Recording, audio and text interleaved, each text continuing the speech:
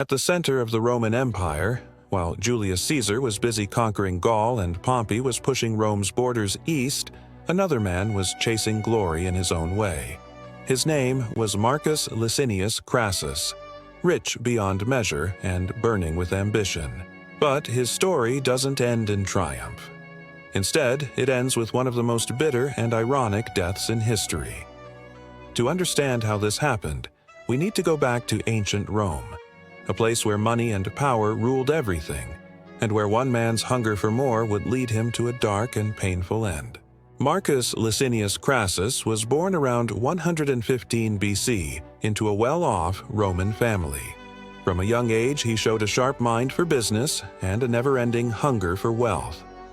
While other young Romans aimed for fame on the battlefield, Crassus went to war in another way, fighting for land, gold, and political power.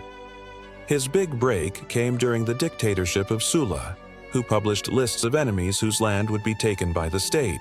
Most saw this as cruel and unjust.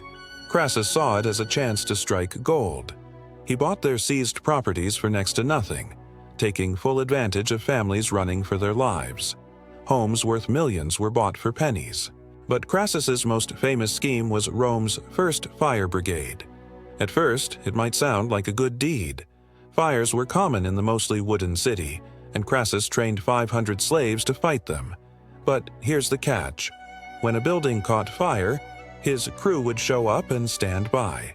Crassus would then offer to buy the burning property at a tiny price. If the owner agreed, the firemen went to work. If not, they watched the place burn to the ground. In a short time, Crassus owned a huge part of Rome. His fortune was estimated at 200 million sesterces, worth billions today.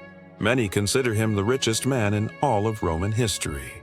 "No Roman is truly rich," he once said, "unless he can fund his own army." But all the money in the world couldn't cure what truly bothered Crassus: jealousy. While he collected houses and treasure, his rivals were collecting something he wanted even more: fame through war. Pompey had won major battles and celebrated parades. Caesar was making a name for himself in Gaul. Crassus, despite helping defeat Spartacus, never reached the same military heights. This burned inside him. He had everything, but he wasn't respected like the others. So, at age 60, when most men would retire, Crassus set out to win glory the only way left: through war. His target was the Parthian Empire, which ruled over what is now Iran and Iraq.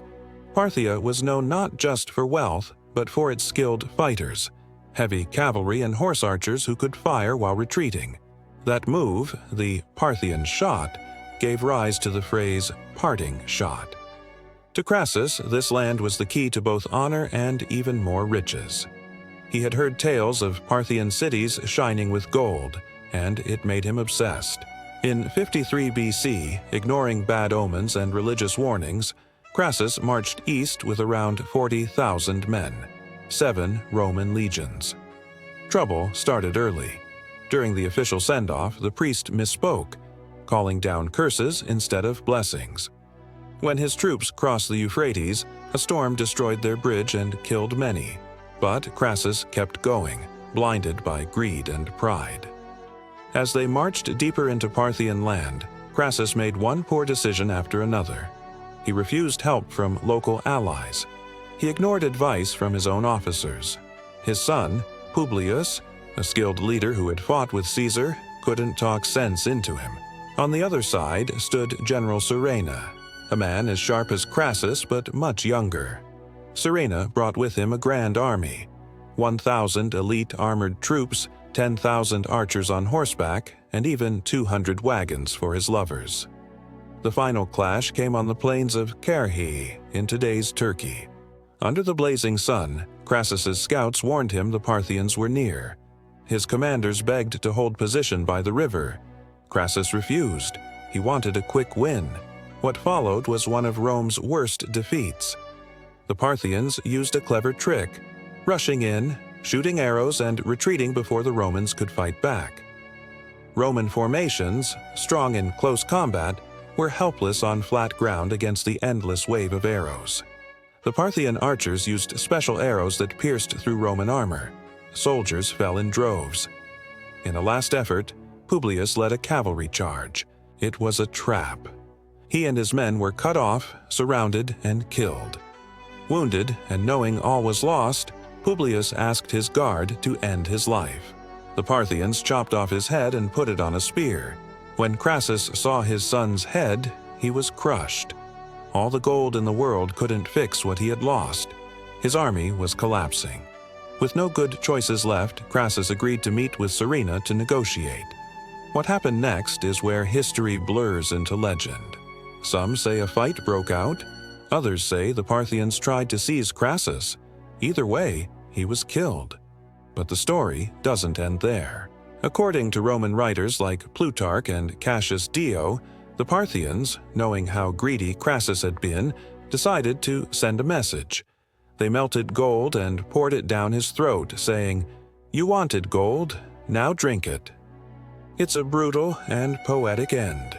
The man who lived for money was killed by it. But was it true? Or just a made-up tale to teach a lesson? That's hard to say. Plutarch and Dio wrote many years later. Neither saw it firsthand. Also, other cultures have similar stories, like a greedy king who was also killed by molten gold. These could be legends made to show that greed leads to ruin. Most modern historians believe Crassus was probably just killed during the meeting, possibly beheaded. Some say his head was sent to the Parthian king, who was watching a play at the time. The Golden Death may be fiction, but it stuck because it fit the man so perfectly. The truth might be lost to time, but the meaning remains. Crassus's story became a warning. All the wealth in the world won't protect you from fate. Rome lost 20,000 soldiers that day, with another 10,000 captured and relocated by the Parthians. They also took the legionary eagles, sacred Roman symbols, a shame that lasted for decades until Augustus managed to get them back. Politically, Crassus's death broke the three-man alliance with Caesar and Pompey. Without him, the balance was gone, and the two remaining giants went to war, a civil war that changed Rome forever. Meanwhile, the Parthians gained a reputation as unbeatable. Rome wouldn't get close to real victory against them again for almost 170 years when Trajan came along.